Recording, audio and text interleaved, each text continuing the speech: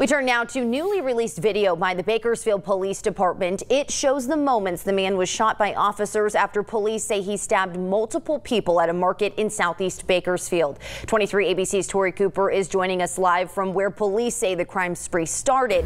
She's breaking down the video and why officials say they chose to release it. Tori?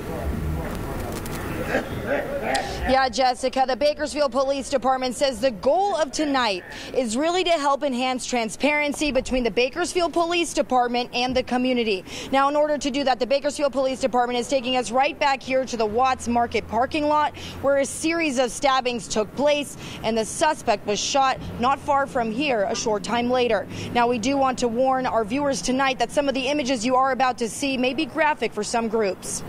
Bakersfield police say sometimes you have to see it to believe it for yourself before forming any conclusions. The possible 245, however, then advised to be stabbing everyone. Second half will be a Hispanic male, mid-50s. Newly released video from BPD shows why police say they responded to Watts Drive and Lotus Lane on Monday, August 17th. In the video, you can see 65-year-old Everardo Gonzalez Santana in a white t-shirt charging at bystanders sitting outside the Watts Market with a knife. But what police say you didn't see in this video was this woman, 64-year-old Karen Johns, who was attacked first by Gonzalez when she was in the process of getting out of her car at the Watts Market.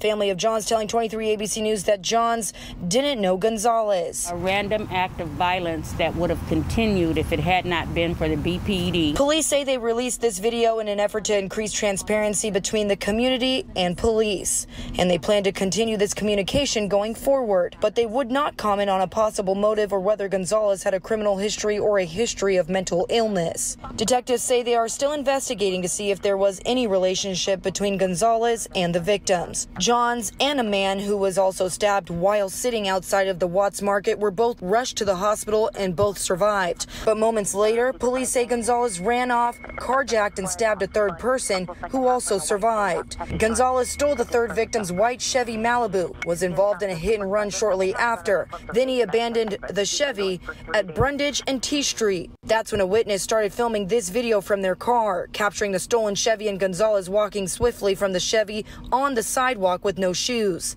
The video then shows Gonzalez charging at the witness. BPD says detective of 14 years, Jeffrey Martin, and an officer of 7 months, Aaron Waddell, who was wearing this body camera, were both flagged down at P Street when Gonzalez entered a business yard. And that's when the new officer, Aaron Waddell, was faced with a life and death decision, and he shot Gonzalez, who was seen charging at him with a knife. Put the knives down. Put them down.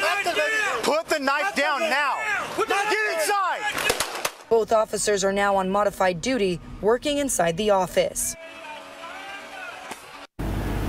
Now, Detective Martin was also involved in a non-fatal officer-involved shooting back in 2014, but Bakersfield Police says this is the very first time that they have released a fatal body camera footage of an officer-involved shooting. Jessica. And Tori, officials say they released this to increase transparency between police and the community, and that the department plans on releasing more videos like this. But is there a timeline on how soon we'll have access to those videos or procedures in place?